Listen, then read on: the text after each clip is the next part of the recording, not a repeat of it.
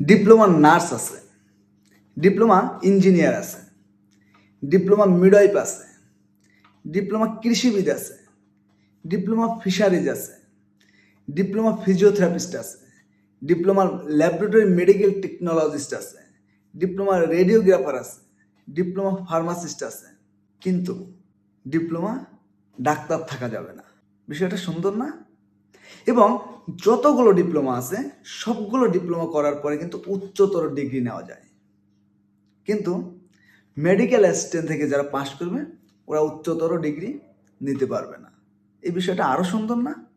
Medical assistant থেকে যারা পাশ করে তারা ডাক্তার না, তারা চিকিৎসা দিতে পারবে না, তারা সরকারি চাকরি পাবে না, তারা ক্লিনিকে কাজ করতে পারবে না, তাদের কোথাও নিয়োগ নাই। প্রান্তিক পর্যায়ে জনগণের স্বাস্থ্যসেবা নিশ্চিত করার জন্য আমি যদি বলে থাকি যে কারা আসলে গুরুত্বপূর্ণ ভূমিকাটা পালন করে, বলতে পারবেন?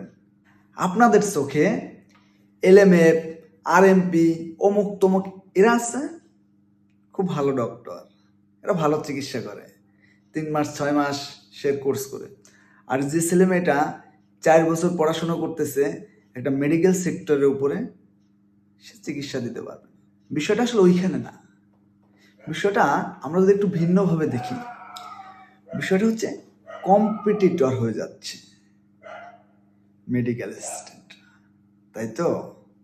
মানে বলতে পারবেন যে মেডিকেল অ্যাসিস্ট্যান্ট যারা পাশ করে বের হয় ম্যাথস থেকে, ওদের প্রতি এত জুলুম, এত অত্যাচার কেন, নিপীড়ন কেন ভাই?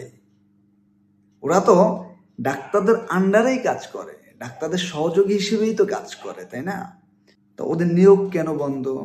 ওদের চিকিৎসা দিতে সব জায়গায় বাধা কেন?